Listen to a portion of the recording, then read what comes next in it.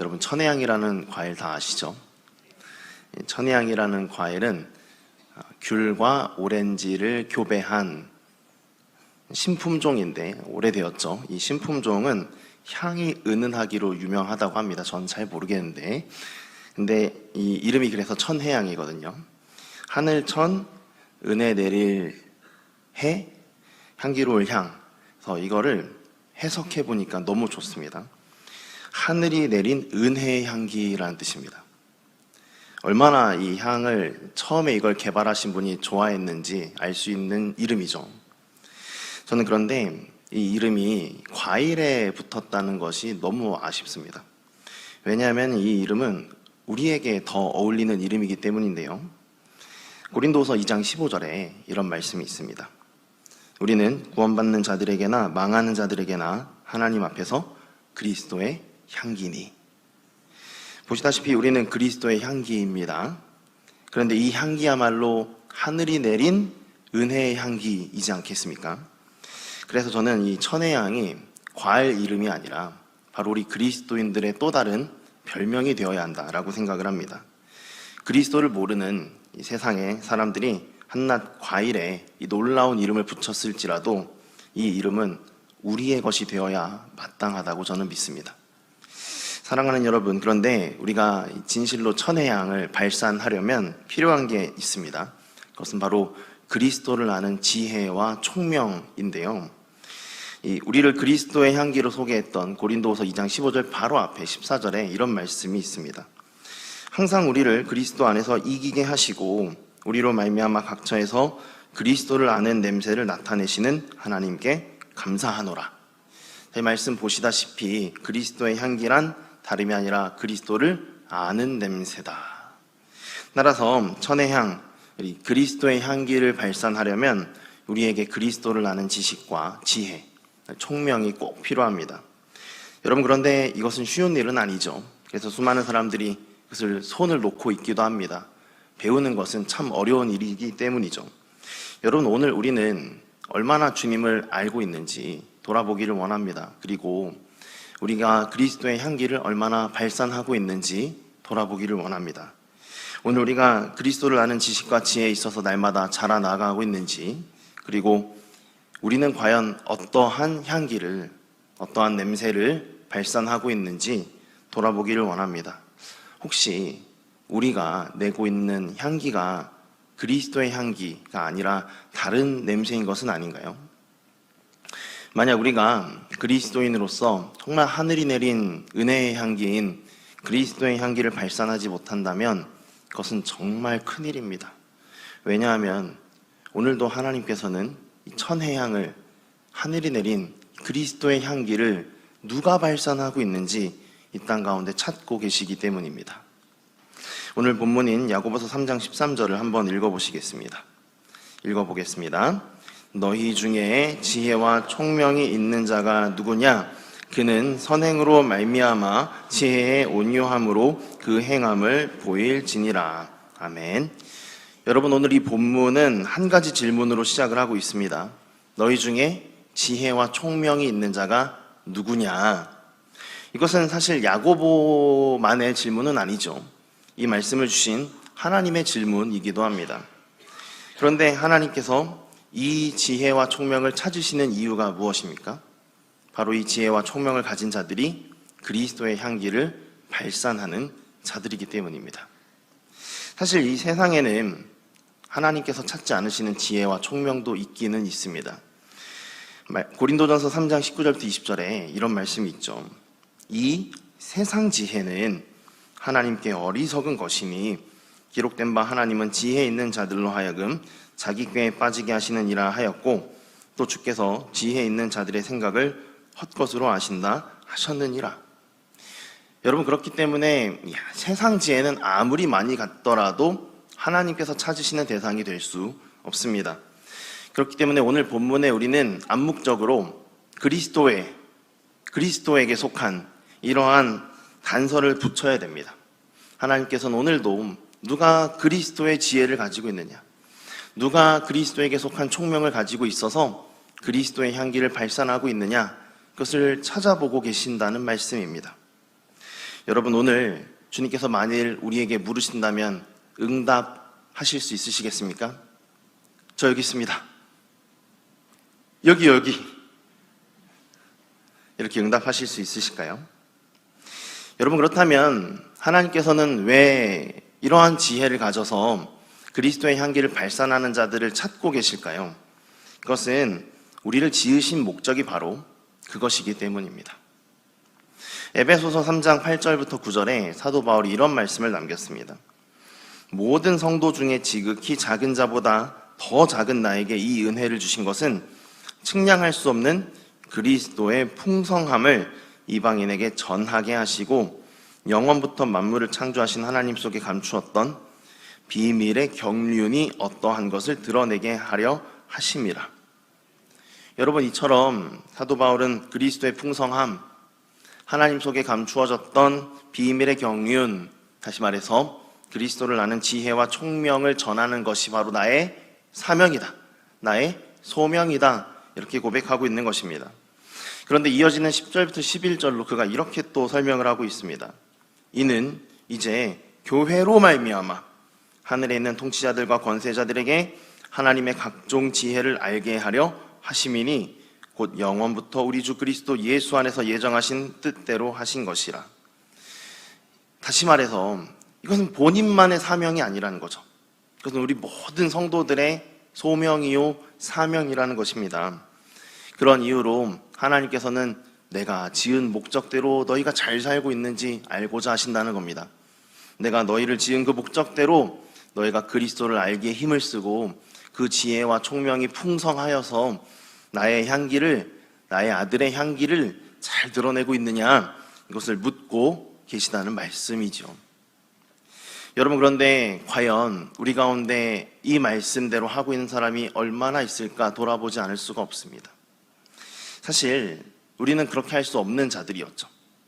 우리는 그리스도를 아는 지혜와 총명을 도무지 갖출 수 없는 사람들이었습니다. 심지어 향기가 안 나면 다행인 사람들입니다. 악취가 나는 사람들이었죠. 에베소서 2장 3절에 이런 말씀이 있습니다. 전에는 우리도 다 그 가운데에서 우리의 육체의 욕심을 따라 지내며 육체와 마음에 원하는 것을 하여 다른 이들과 같이 본질상 진노의 자녀이었더니. 여러분, 이런 우리에게는 그리스도의 향기란 도무지 어울리지 않습니다. 우리는 사실 이대로 살다가 영원히 멸망을 당할 악취 나는 인생들이었죠. 그런데 이런 우리를 주님께서 부르셨습니다. 그리고 우리에게 악취 대신 향기를 낼 수 있게 해주고자 하셨습니다. 그리고 이 일을 위해서 하신 것이 바로 자기 아들의 피를 흘리신 것입니다. 그 아들의 피를 흘리셔서 이 더러운 우리를 씻겨주시고자 하신 것입니다. 그것이 바로 십자가에서 그리스도께서 하신 일이고 그 아들을 보내신 하나님의 목적이었습니다. 십자가의 은혜로 우리의 처지가 바뀌었습니다. 악취나는 인생에서 그리스도의 향기라는 별명을 가진 자들이 되게 된 것이죠. 그렇기 때문에 고린도후서 2장 15절의 말씀은 너무나 놀라운 고백인 것입니다.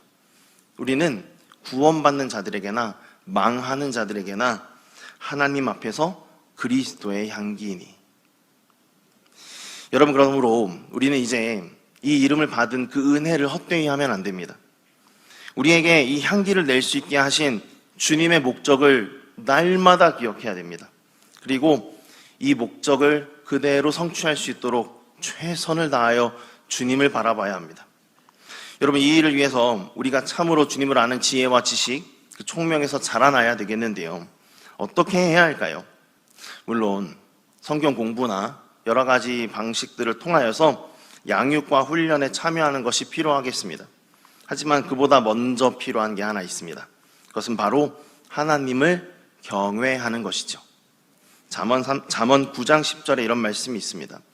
여호와를 경외하는 것이 지혜의 근본이요 거룩하신 자를 아는 것이 명철이니라. 여러분, 그런데 그렇다면 하나님을 경외하는 자가 반드시 해야 할 것이 있다면 무엇일까요? 그것이 바로 예배입니다. 공동체와 함께 드리는 예배, 개인적으로 드리는 경건의 시간, 이와 같이 하나님 앞에 서게 되는 그 모든 예배의 시간이 우리가 반드시 힘써야 할 시간들입니다. 여러분, 그런데 오늘날 너무나 안타깝게도 많은 사람들이 예배에 힘을 쓰지 않습니다. 자기 삶에 더욱 치중하는 것이죠.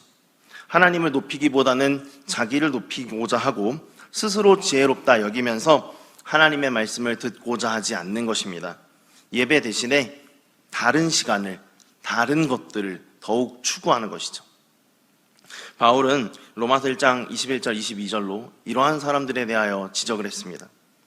하나님을 알되 하나님을 영화롭게도 아니하며 감사하지도 아니하고 오히려 그 생각이 허망하여지며 미련한 마음이 어두워졌나니 스스로 지혜 있다 하나 어리석게 되어 썩어지지 아니하는 하나님의 영광을 썩어질 사람과 새와 짐승과 기어다니는 동물 모양의 우상으로 바꾸었느니라.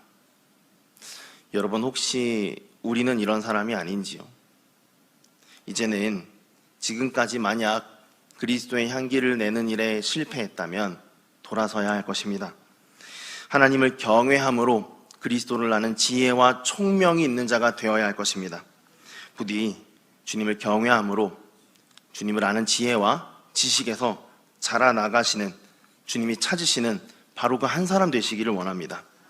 여러분, 그렇다면 우리가 그런 사람이 된다면 어떠한 모습으로 변화될까요? 오늘 본문인 13절을 한 번 더 읽어보시겠습니다. 13절입니다. 너희 중에 지혜와 총명이 있는 자가 누구냐? 그는 선행으로 말미암아 지혜의 온유함으로 그 행함을 보일지니라. 아멘. 오늘 본문에서 야고보는 지혜 있고 총명 있는 자들이 보이게 되는 모습을 소개하고 있는데요, 그것은 다름 아니라 그 행함을 보이는 것입니다. 원문대로 직역하면 그것은 자기 일을 보이는 것이라고 되어 있는데요, 한번 직역한 부분을 보여주시겠습니다. 그는 선한 삶의 방식을 통해 지혜로운 온유함으로 그의 일을 보이라. 이 말씀에 따르면 지혜롭고 총명한 사람은 자기 일을 보여주게 됩니다. 다시 말해 자기 일을 성취하게 된다는 것인데요, 지혜와 총명을 갖춘 사람은 자기 일을, 그 목표를 달성한다는 것입니다. 여러분, 그렇다면 여기에서 언급하는 자기의 일이 무엇입니까? 바로 우리에게 맡겨진 일, 우리에게 부여된 일, 다름 아니라 그리스도의 풍성함을 드러내는 일, 그리스도의 향기가 되는 일이 바로 그 일입니다. 여러분, 그리고 우리는 앞서서 지혜와 총명의 비결이 잘 예배하는 것이라고 보지 않았습니까? 그러므로 우리는 이와 같이 정리할 수 있겠습니다. 잘 예배하는 사람은, 그리스도를 잘 예배하는 사람은 그리스도의 향기를 잘 드러내게 될 것이다.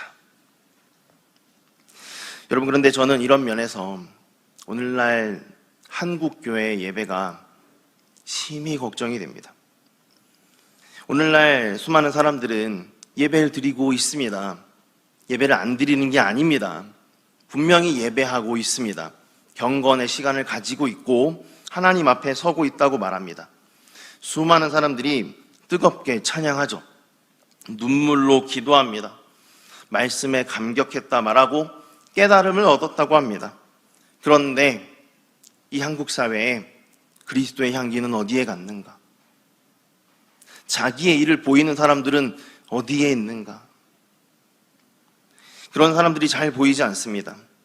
오늘날 우리로 말미암아 그리스도의 향기를 맡게 되었다는 사람들이 너무 희귀해지지 않았습니까? 오늘날 우리 주변을 돌아보십시오. 우리의 가족들, 우리 직장 동료들, 학교 친구들, 지역사회와 이웃 주민들을 한번 돌아보시기를 바랍니다. 그들 가운데 우리로 인하여서 날마다 향기로운 인생을 살게 된다고 말하는 사람들이 누가 있습니까? 날마다 그리스도의 향기를 맡았다는 사람들이 우후죽순 일어나야 되지 않겠습니까? 그들에게서 그리스도의 풍성함을 알게 되었다는 일이 발견되지 않는 모습을 볼 때 지금 분명히 예배하고 있는 우리들은 도대체 무엇을 하고 있는 것인가? 돌아보지 않을 수가 없습니다. 여러분, 이것은 혹시 우리가 예배는 잘 드렸지만 삶은 삶대로 다르게 살았기 때문에 일어나는 것일까요? 물론 그럴 수 있지만 사실 그렇지 않다고 생각합니다. 그것은 사실 우리의 예배가 예배는 예배이지만 예배답지 않은 예배이기 때문인 것입니다. 정말로 예배다운 예배, 다시 말해 여호와를 경외함으로 충만한 예배인가? 우리의 예배를 돌아보지 않을 수 없습니다. 오늘 우리의 예배는 어떻습니까? 우리의 예배는 하나님을 두려워하는 예배입니까? 하나님께 복종하는 예배입니까? 하나님을 사모하고 하나님을 갈망하고 하나님을 알고자 하는 예배입니까? 내 이름이 아니라 주님의 이름에 높여지길 원하며 나의 만족이 아닌 주님의 기쁨을 위하는 예배, 그 예배가 오늘 우리의 예배인가 돌아봐야 합니다.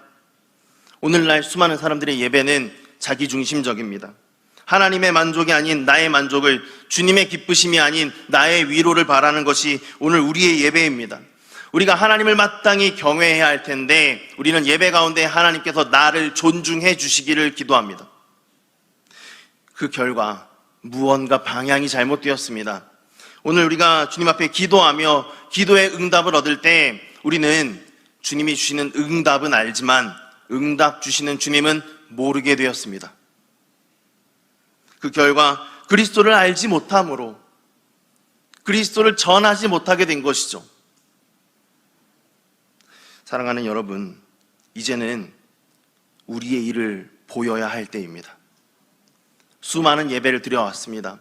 지금도 우리는 예배하고 있습니다. 이 예배를 드리고 저 밖으로 나아갈 때 사람들은 향기를 맡을 수 있어야 합니다. 우리 가정에 있는 믿지 않는 가족이, 나와 함께 살아가는 직장 동료들이, 학교 친구들이 나로 말미암아 향기를 맡을 수 있어야 합니다. 여러분, 만약 누군가 과일을 잘라 놓으면 향기가 나지 않겠습니까? 만약 천혜향을 뜯어 놓았는데도 향기가 나지 않는다면 그 천혜향은 모조품일 것입니다. 오늘 우리의 존재가 향기로 증명되길 원합니다. 말씀 정리하겠습니다. 오늘 우리는 천혜향의 누리의 정체성을 확인하면서 우리에게 이 향기가 필요한 이유, 그리고 우리에게 이 향기가 있는지 확인할 방도에 대해서 살펴봤습니다. 오늘 말씀에 따르면 우리는 하나님께서 계획하신 그리스도의 풍성함을 전하는 일을 위해 선택되었습니다. 그리고 이 일을 위해 우리는 그리스도의 향기를 낼 자들로 선택된 것이죠. 만일 우리가 이 일을 위해서 지혜와 총명을 구하고자 바르게 예배한다면 우리로 말미암아 세상은 그리스도를 알게 될 것입니다. 오늘 그것이야말로 주님이 기뻐하시는 일인 줄을 믿습니다.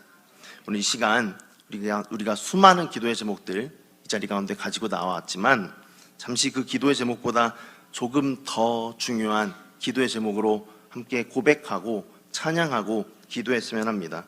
주님의 기쁨을 원합니다. 주님이 알려지길 원합니다. 이와 같은 마음으로 함께 찬양함으로 고백하면서 나아가시겠습니다.